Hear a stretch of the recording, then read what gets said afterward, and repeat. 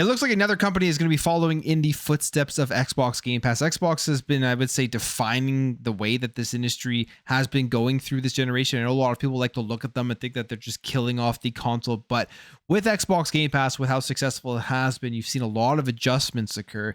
You look at PlayStation with they redoing their PlayStation Plus, that was a direct response to Xbox Game Pass. Cloud gaming is continuing to take off across the industry. There's many different cloud gaming platforms out there now. I mean, NVIDIA GeForce Now is a huge one that is doing very well. Xbox is still building up their cloud gaming and trying to add more features to it, adding in games that you've purchased to it. So that's going to be a huge growth going forward. But you have other major publishers like EA already having subscription, Ubisoft Plus already having subscription, and now we may see another big one jump into the fold here, and that is with Sega, who are considering a Netflix-like game subscription service. This is with an interview with BBC, and they were discussing Game Pass, PlayStation Plus, and seeing gamers pay a monthly fee into those. And obviously there's lots of people that do that, and it has been working.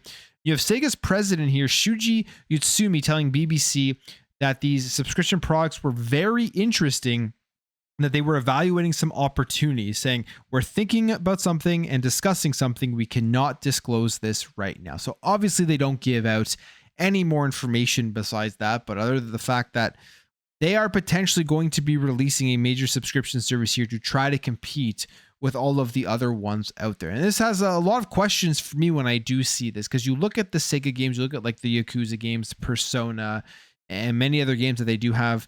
They're already in subscription services. They're already in Xbox Game Pass. And I believe there's many as well in PlayStation Plus. So if they were to launch their own Netflix style of subscription service, how would they go about it? But the big question is, would they partner with somebody like Xbox, like EA has done, and would they give you the option of maybe paying a couple of more dollars a month to get Xbox Game Pass Ultimate plus Sega to get their subscription service, which I would hope would be including all of the upcoming Sega releases day and date onto the service itself, which would be huge. I mean, if you look at Sega as well, over the last number of years, they've had a huge revitalization. Everything they're putting out has been good, pretty much.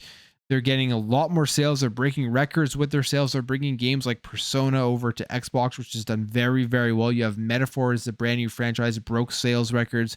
And these are games that you could say were probably more niche and smaller previously, at least the Persona series. And it's just reaching a far broader audience now because of things like Game Pass. People are playing it on Game Pass, and they're getting introduced to these series that they would have never had before. And them putting their games in more places is clearly helping. Yakuza as well, a massive series that continues to do very well every single time they release it. And we saw some more from RGG Studios at the Game Awards with a new franchise that's dropping in the same vein as the Yakuza series. So there's a lot from Sega that people would love to play. People would be desiring these games day one. And if they were to launch a subscription service, I think it would do pretty well. But would they do this thing that EA did and partner with somebody like Xbox and put those into the service at the same time? I think that would be a very cool thing. Xbox and Sega already have a great relationship. I mean, we already saw the announcement a few years ago about them partnering with helping bringing along Super Game with the technology that Microsoft does have to offer them. And I would not be surprised if they were to release their own service, if they did something like EA is trying to do.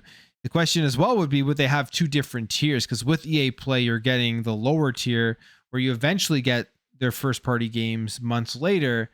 Or would they do something like I mentioned and make it just a more expensive Xbox Game Pass where you get everything that Sega does drop day and day? So that would be pretty cool. But the other thing here that will dictate a lot of this, I believe, is going to be what comes next for Xbox in their hardware space. People still want to say Xbox is dead in terms of the console and that they aren't going to be putting out any more consoles at all. I think it's the exact opposite. I actually think next generation we're going to have more Xbox consoles on the market at the same time than we have ever seen, based off of everything we are hearing and all the speculation. In fact, we have more kind of confirmation that this is the way that Xbox is going to be going. Jess Corner put out this article, and he is talking about the future predictions of the Xbox hardware. And he tweets this out. Some sources reached out and said my Xbox hardware future predictions article here is pretty spot on. And if you go read through it, it's a great article. He talks about everything he thinks is going to happen. Nothing that we haven't talked about here many times already and that you've kind of already probably seen online. But basically, Xbox taking their console experience and expanding it out and having an Xbox/PC hybrid selection for people to go out and play. Basically licensing out the Xbox UI, then you would have manufacturers like Lenovo and Dell and Asus and MSI and whoever else would want to get in on the party and be able to release an at-home console that is certified by Xbox. You buy it, you bring it home, you plug it into your TV, you launch it just like you would launch an Xbox console. You have the Xbox experience with a controller. So all the same convenience as the reasoning why people love consoles would be there with these other devices. It'll just be having a different manufacturer logo on it, probably instead of the Xbox or Microsoft manufacturer logo on it. And to me, that is just completely fine. That actually is a great thing because it'll give people way more choice. You'll probably have many different SKUs. You'll have the lower end SKUs and you'll have the potential of a luxury Xbox if you really want to go out there and spend like $1,000 on the highest powered thing that will give you more FPS, higher resolutions, and probably have a far more longevity throughout the generation of the life cycle. The other thing that would be very cool, and I could definitely see this happening, is if these were upgradable as well. So if you wanted to start off by spending the lowest amount on one of these consoles, and then in a couple of years you want to get more power, you can go in there and just add more hardware to it to make it better and be able to play the latest games at higher resolutions and frame rates. So that would be very, very enticing rather than just being solely locked down to what is given to you. And you would think, would developers want this? Well, I mean, they're already developing for PCs of multiple SKUs. So they would just be exactly along these same lines. It would just be an Xbox PC with the Xbox interface on it and potentially the ability to just switch over to Windows, have everything sideloaded on there, your Steam, your Epic Games, and be able to play everything else from every different library, which also speaks to the point that console exclusivity is going away. It has been going away for a while. And if Xbox were to release something like this, it makes the console exclusivity debate even stupider because you're going to get all your PlayStation games as well on one of these devices if you have access to something like Steam on it, if it is going to be that hybrid between the Xbox and the PC. And I wonder what PlayStation would think about that when you're playing first-party PlayStation games on the Xbox certified console. Would that change the way that they do think about how they release their games going forward? I'm still going to predict, and I've been saying this for a while, they're releasing their games day one on PC at some point. I think just they kind of have to be able to expand out their market more and make more money on every single game. When you look at their first-party attachment rate, it isn't extremely high. You look at something like Astrobot, which won Game of the Year, and it's in the single digits attachment rate. So they definitely want more people playing their games. So if they were to put those games day and date on PC, I think they would sell a lot more initially.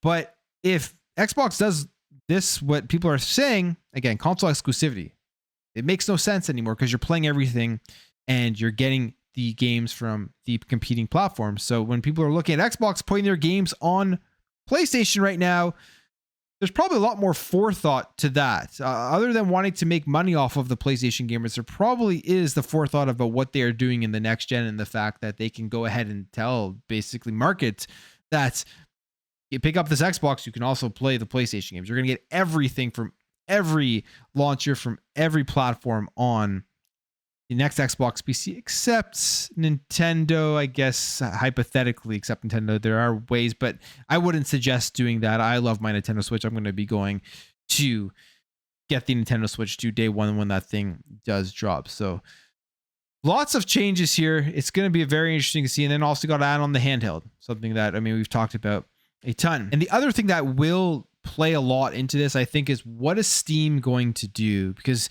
we always think about Steam as just a launcher, but they are now big into the hardware side of things. Steam Deck was a major success. We're going to get a Steam Deck 2, and we're hearing the rumors that they're going to be trying to jump back in with the Steam Machine or a Steam Machine 2, whatever they're going to call it, another console from Steam. They've already tried this. It did not go very well from them, but because I think of how well the Steam Deck has done, they're probably sitting there thinking there is a market here that is waiting for a Steam Machine now to connect to their TV. People are a lot more open to that than probably what they were previously. If everything is seamless from your console and your TV to your PC to your Steam Deck, they're basically going to be doing exactly what Xbox is doing. Xbox is going to have to go out there and try to show why their ecosystem would be better than Steam. As of right now, what Xbox is doing that is extremely enticing, I think that would even entice some PC players to pick the game up on the Xbox ecosystem, especially if they do have an Xbox console as well, is their Play Anywhere. If they have a game out there that's Play Anywhere, seamless cloud saves, no matter where you jump in, you're going to be able to play from the same spot.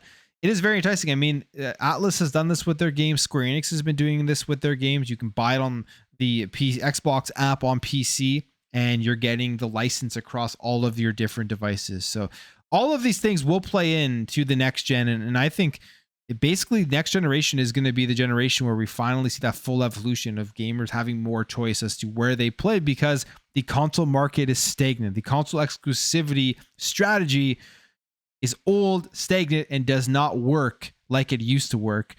If you're somebody like me who's been playing consoles from the very beginning, it is a huge change, but when you look at the numbers, it makes sense why these companies are doing this.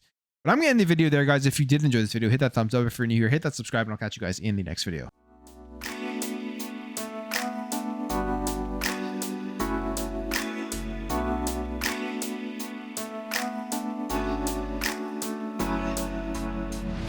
Bye.